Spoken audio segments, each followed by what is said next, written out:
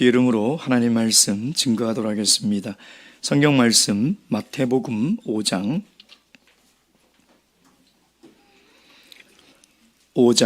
21절에서 26절까지의 말씀입니다.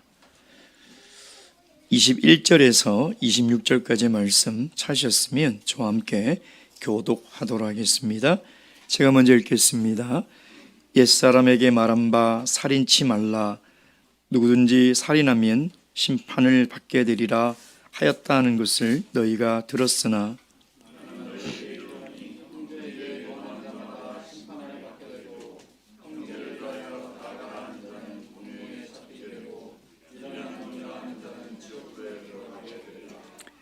그러므로 예물을 제단에 드리다가 거기서 내 형제에게 원망 들을 만한 일이 있는 줄 생각나거든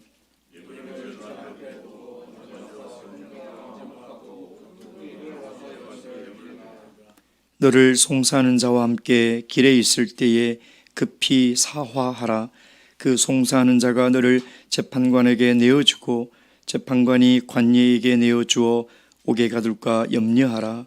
진실로 내게 이르노니 내가 홀이라도 남김이 없이 다 갚기 전에는 결단코 거기서 나오지 못하리라. 아멘.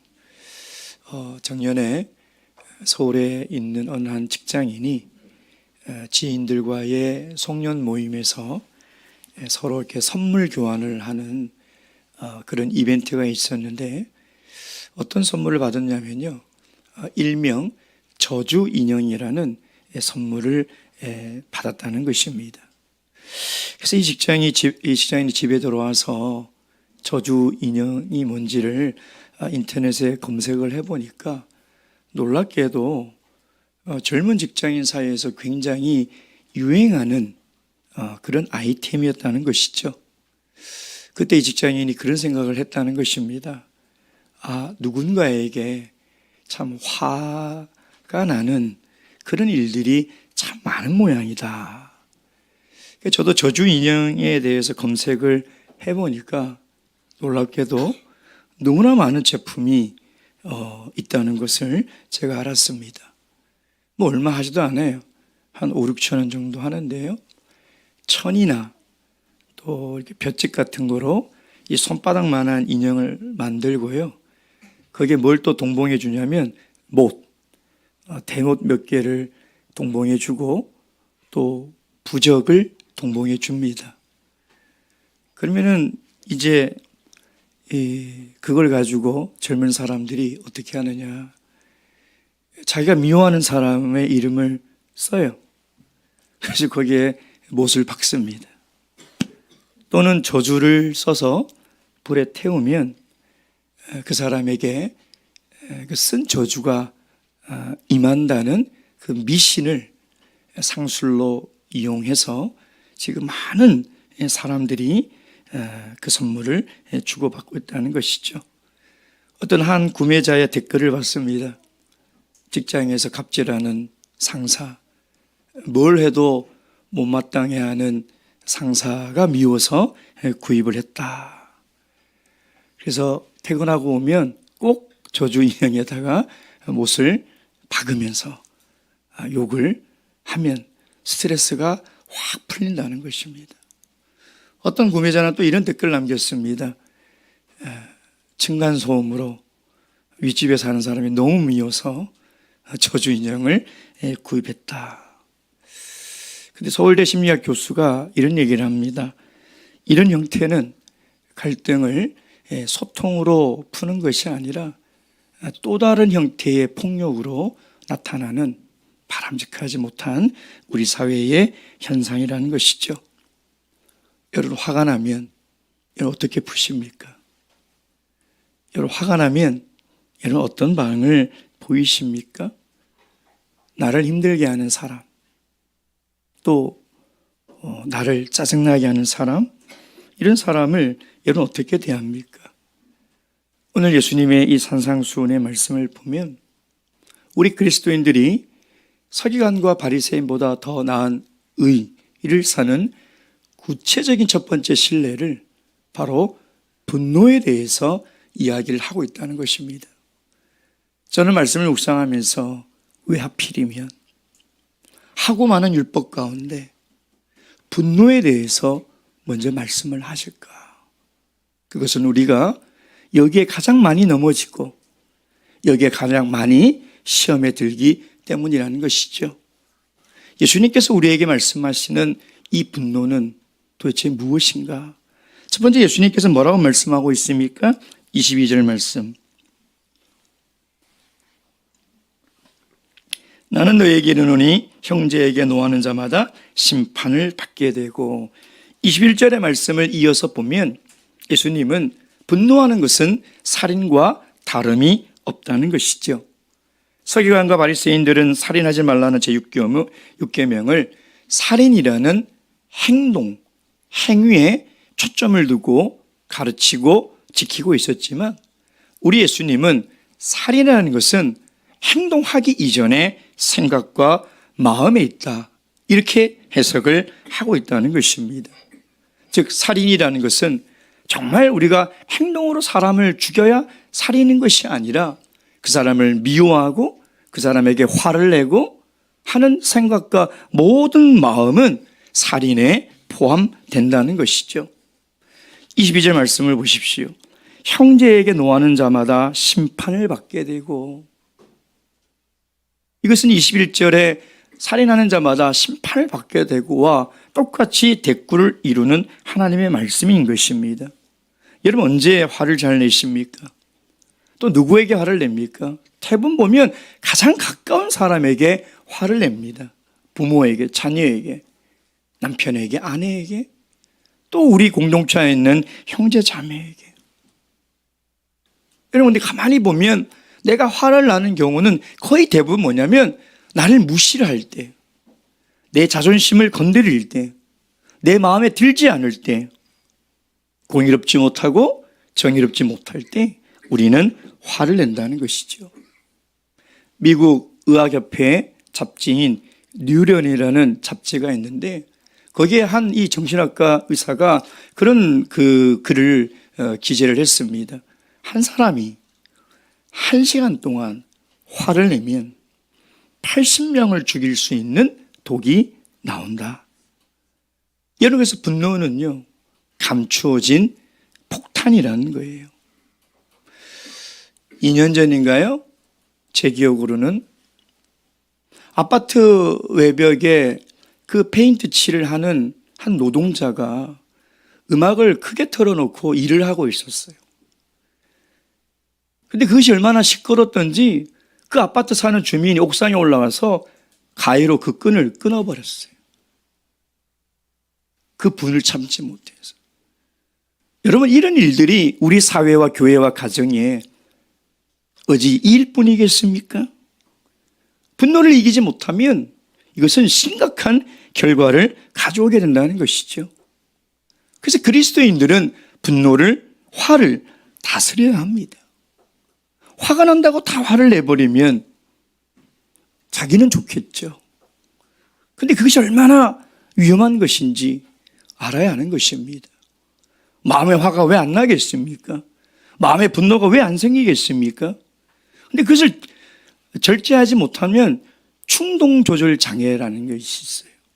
그게 흔히들 말하는 욱하는 성질이죠. 근데 신기하게도요, 이 욱하는 성질이 우리 대한민국 사람들이 참 많다는 것입니다. 이게 조절이 안 되는 거예요. 결국 이 욱하는 성질 때문에 다른 사람에게 피해를 주는 일들이 많다는 것이죠. 에베소서 4장 26절 말씀 보겠습니다. 에베소서 4장 26절 말씀.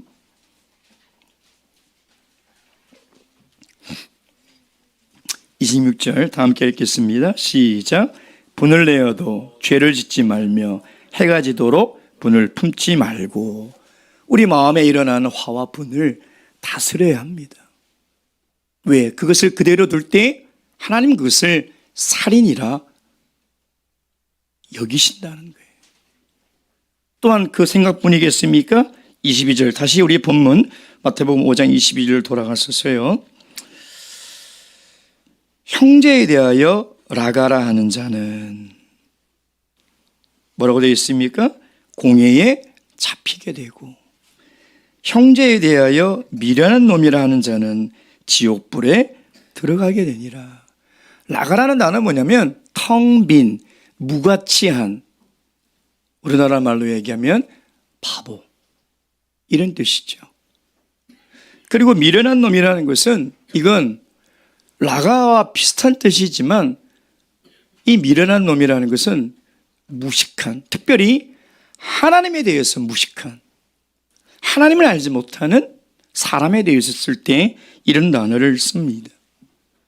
여러분, 우리는 너무나 쉽게 화를 내고 분을 표출하며 또 말로 이런 말들을 얼마나 쉽게 합니까?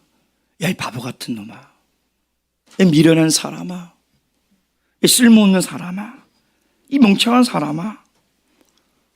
우리는 생각 없이 이런 말들을 내뱉는데 주님은 분명히 이런 말을 뭐라고 이야기하고 있습니까? 공에 잡히게 되고 심지어는 그것이, 그 심판이 더 강화되어 지옥불에 들어간다는 거예요. 여러분, 물론 이러한 분노와 말이 살인이라는 적극적인 행동으로 이어지지 않을 줄은 모르지만, 그러나 하나님 보시기에는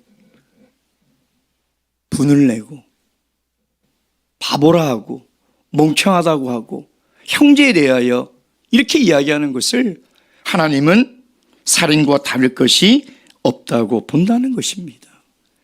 요한일서 3장 15절 말씀 보겠습니다. 요한일서 3장 15절 말씀.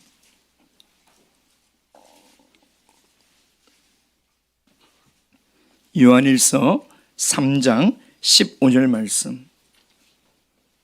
3장 15절 함께 읽겠습니다. 시작.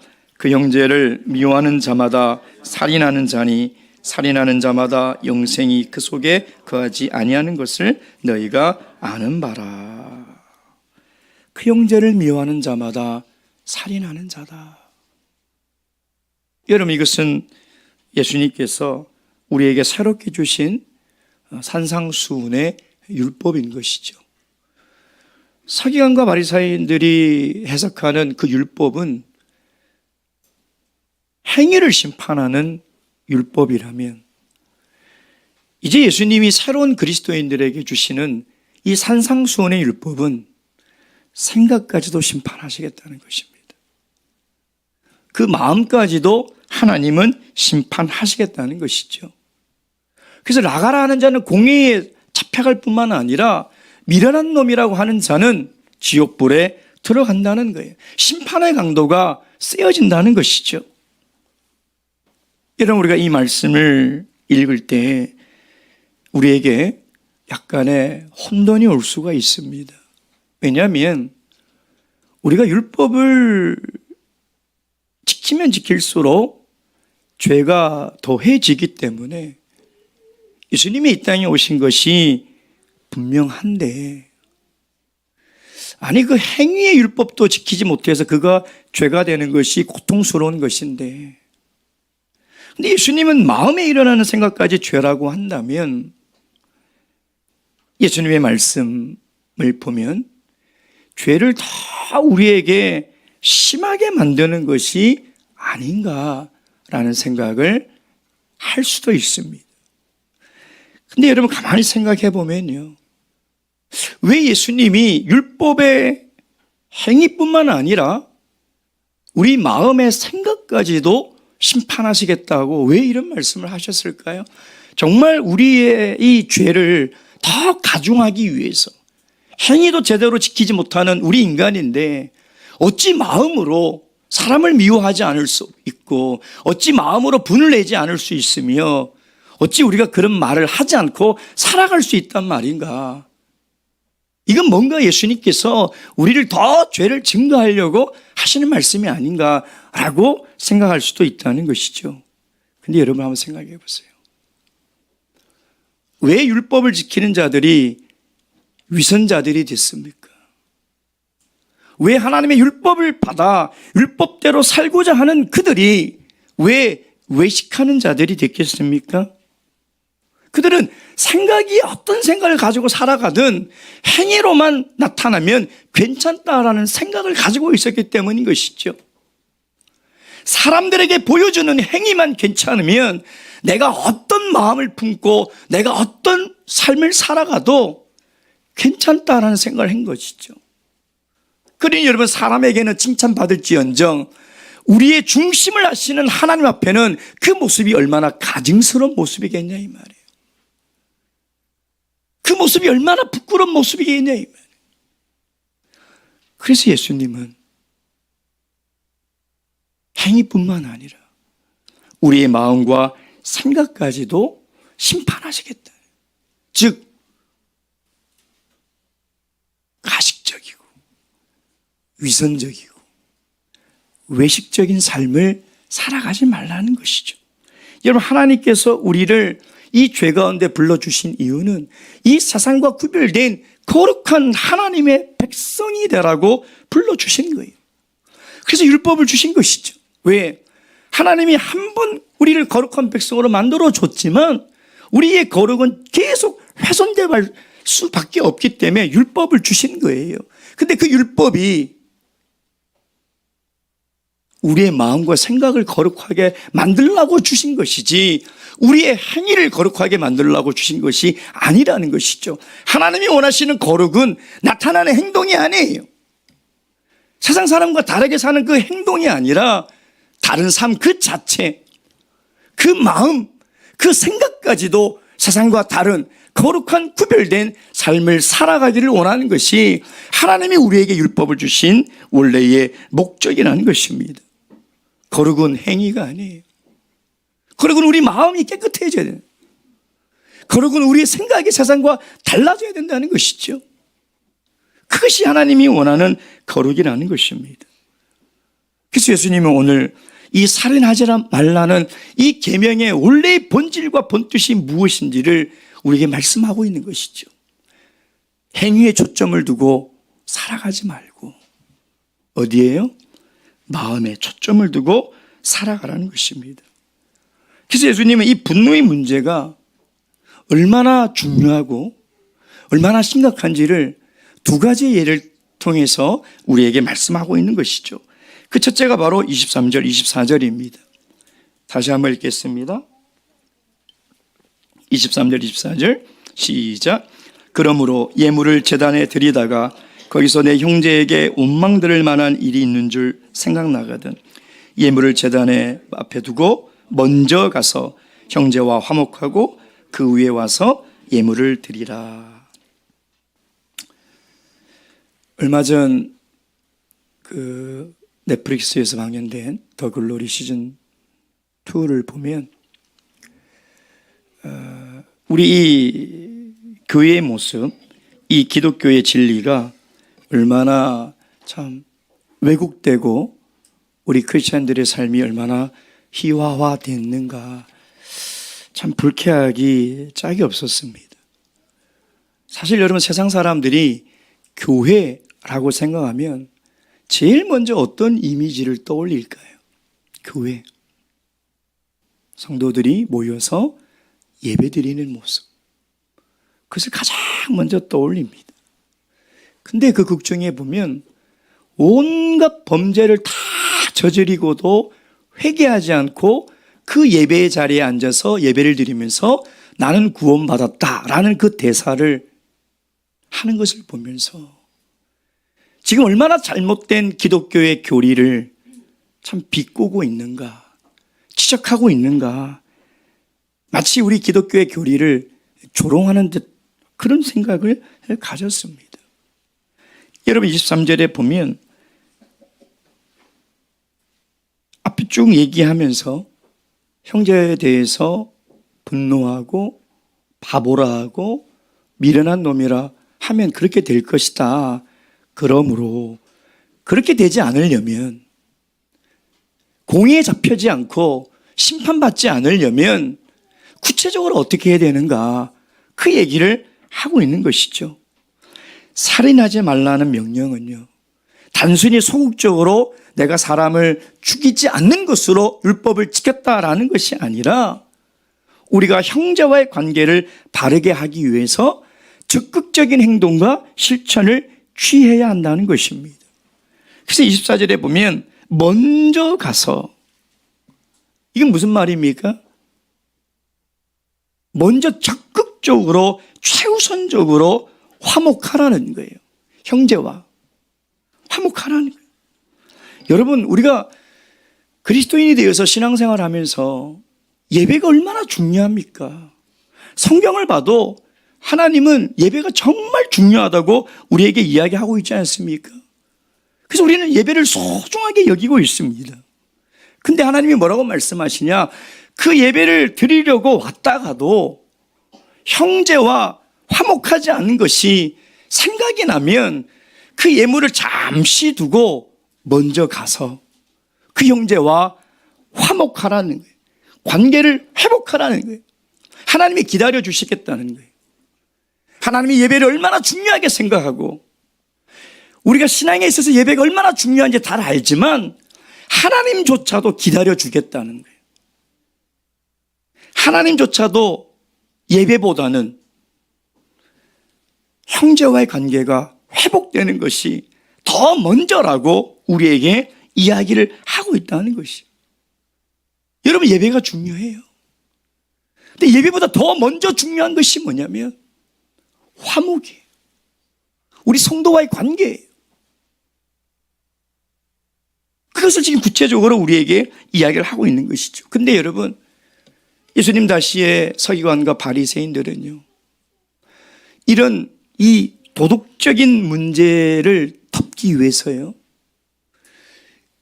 의식적인 희생을 만들어내는 전문가들이에요. 무슨 얘기냐면 마음으로는 사람들을 미워하고 무시하고 욕하고 하면서도요, 그것을 덮기 위해서 이 바리새인들은 수많은 예배의 규칙을 만들었어요. 성전에 올라가기 전에 무슨 옷을 입어야 되고 무슨 노래를 들어야 되고 무슨 노래를 불러야 되고 예배드리러 가서는 뭘 해야 되고 뭘 해야 되고,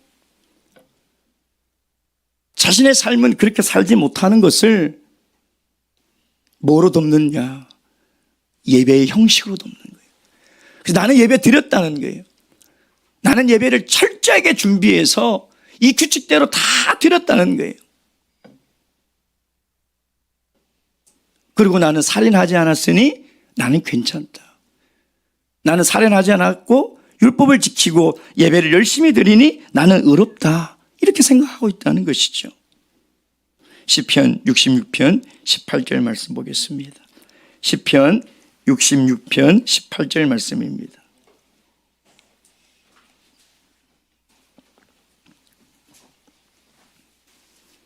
시편 66편 18절 말씀 다 함께 읽겠습니다. 시작. 내가 내 마음에 죄악을 품으면 주께서 듣지 아니하시리라. 사랑하는 성도 여러분, 예배가 중요하죠. 근데 예배보다 더 중요한 것이 뭔지 아십니까? 예배에 참석하기 위해서 열심을 내야 하는 것보다 더 중요한 것이 우리 형제와의 관계를 회복하는 거예요. 화목하게 하는 거예요. 그리고 나서 예배를 드려야 돼요. 여러분, 우리가 드리는 이 예배가 이것이 회복되지 않고 화목하지 않고 드리는 예배면 하나님 앞에 아무 가치가 없어요. 아무 의미가 없는 거예요. 여러분, 형제와 싸우고 다투고 그걸 풀지 못하고 하나님께 와서 예배를 드리는 것은 아무 의미가 없다는 거예요. 하나님이 기다려 주세요. 먼저 가서 화목해야 돼요. 내가 주동적으로 가서 화목을 힘쓴 다음에 하나님 앞에 나와 예배 드리라는 것이죠. 그리고 두 번째 예수님께서 드는 예가 뭡니까? 세 번째 25절 26절 말씀, 마태복음 5장 25절 26절. 이 두 번째가 우리 신앙 공동체 안에 있는 관계의 회복이라면, 세 번째는 세상 사람들과의 관계 회복을 이야기를 하고 있습니다. 25절 26절 다시 한번 읽겠습니다. 시작. 너를 송사하는 자와 함께 길에 있을 때에 급히 사화하라.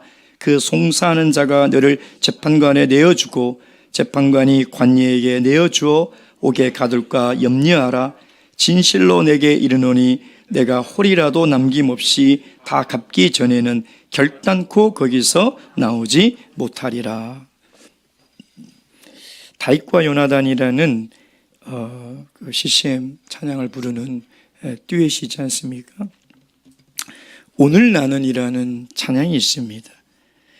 내가 먼저 손 내밀지 못하고, 내가 먼저 웃어주지 못하고, 내가 먼저 용서하지 못하고, 이렇게 머뭇거리고 있네 하면서 쭉 하는 이 찬양인데요. 이 찬양을 어떻게 만들게 됐느냐. 이 찬양을 만든 이분이 친한 친구와 다툼이 있어서 싸웠어요. 그래서 관계가 소원해진 거죠. 그 마음으로는 빨리 풀어야 될 건데 찰필 미루고 있는데 연락이 왔어요. 그 친구가 교통사고로 죽었다는 것입니다. 장례식장을 다녀오면서 하나님 앞에 펑펑 울면서요. 그리고 만든 곡이 그 찬양입니다. 25절에 보면 길에 있을 때라는 이 말은 뭐냐면 화해해야 하는 긴박성을 표현하는 거예요. 지금 함께 어디를 가냐면 지금 재판정으로 가는 그 길이에요. 그 길에서 이 사람과 화해할 수 있는 마지막 기회라는 거예요. 화해할 수 있는 이 기회를 미루고 놓치지 말라는 것이죠. 시비가 있어서 지금 재판장으로 갈 때 두 사람이 그 길에 있는 그 기회가 마지막이니 그 기회를 놓치지 말고 사화하라. 사화한다는 것은 법으로 풀지 못하는 것을 두 개인과 개인 간에 합의하라는 거예요. 재판장까지 가지 말고 서로 합의해서 원만히 풀으라는 것입니다. 여러분, 이 말은 화목해야 될 대상이 있을 때 미루지 말라는 거예요. 화목해야 될 대상이 있으면 곧바로 가서 그 문제를, 그 갈등을 원만히 해결하라는 것이죠. 여러분, 사람과 사람 사이에 오해든지 다툼이든지 갈등이 생겨서 소원해지고 시간이 자꾸 흘러가면 갈수록요, 점점 회복하기가 어려워집니다. 미루지 마세요. 자존심의 문제가 아니에요. 하나님의 말씀이에요. 하나님의 말씀. 반드시 화목을 위해서 우리 그리스도인들이 실천하고 솔선수범해야 한다는 것입니다.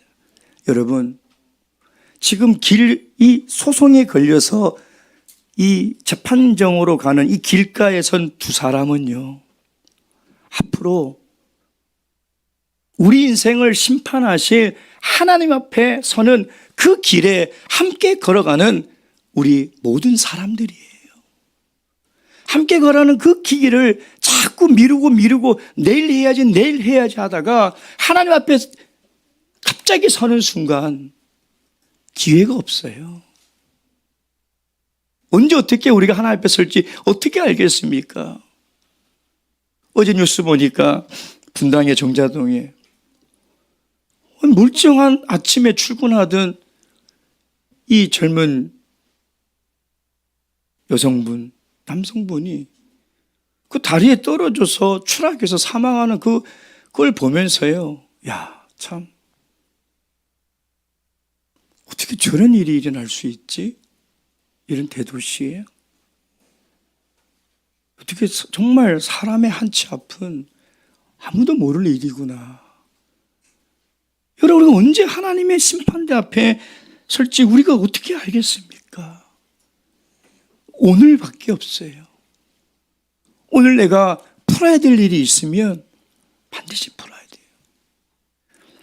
사실 오늘 이 말씀을 묵상하면서요, 이야기가 참 어려운 부분이 한두 가지가 아닙니다.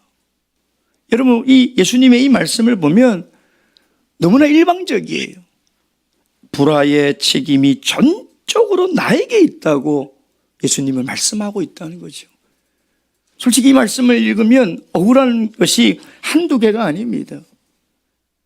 아니, 어떤 과정으로 화를 냈는지 예수님은 들어보지도 않아요.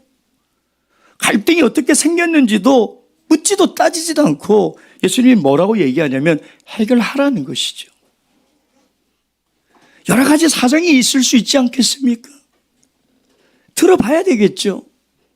왜 그런 일이 있었는지, 왜 화나게 했는지, 왜 관계가 소원해졌는지 분명히 여러 가지 이유가 있을 거예요. 그래서 우리도 손바닥 또 부딪혀야 소리가 난다고 저 사람도 잘못했지만 이 사람도 잘못했다 라고 보편적으로 생각을 하지 않습니까? 근데 제가요, 분노라는 그 책 제목이 분노는 아닌데 무슨 책인데 분노에 대한 이 챕터가 있었어요. 그 예전에 읽었던 것이 기억이 나서 찾아보니까 이 본문에 대한 그 의문이 풀렸습니다. 그러니까 제가 그걸 그대로 발췌해 왔는데요. 읽어드리겠습니다. 영적으로 문제가 되는 것은 나를 화나게 하는 그들이 아니라 쉽게 화내는 나다. 너무 쉽게 화가 나는가? 잘못된 것들에 대하여 그릇된 방법으로 성을 내는가? 필요 이상으로 화가 나는가? 그것은 당신 안에 사랑이 없다는 확실한 증거다. 이렇게 다른 사람에게 탓을 돌리기 전에 우리에게 예수님의 더 큰 사랑이 필요하다는 사실을 인정해야 한다. 성냄은 하나님의 능력을 부정하는 것이다. 하나님의 도우심을 구하지 않고 성내는 쪽을 선택한 것이다. 돈이나 시간이 없을 때 혹은 문제가 점점 커질 때 성내는 쪽을 택했는가? 그것은 당신의 필요를 채워주실 하나님을 신뢰하지 않았다는 증거다. 우리는 하나님께 시선을 돌리는 대신 문제만 크게 보고 하나님을 향해 성을 낸다. 성을 내는 것은 하나님과의 관계와 직접적인 연관이 있다. 이거를 읽어보니까요. 그렇구나. 어떠한 연륜에서 내가 화가 나고 왜 갈등이 세고 소원해졌는지 수많은 이유가 있지만 이 문제는 영적으로 볼 때 나에게 그리스도의 사랑이 부족했고 하나님을 향한 신뢰가 부족한 탓이구나 라는 것을 다시 한번 깨닫게 되었다는 것이죠. 오늘 주님께서 주신 이 산상수훈의 교훈의 말씀이 우리에게 더 무거운 짐이 아니라 우리가 지켜나가야 될 즐거운 하나님의 말씀이 되려면 우리 안에 하나님의 사랑이 먼저 풍성하게 회복돼야 되지 않겠습니까? 그런 그리스도의 사랑이 이 말씀을 실천하게 하는 힘인 줄로 믿으시길 주님의 이름으로 축원드립니다. 묵도하시겠습니다.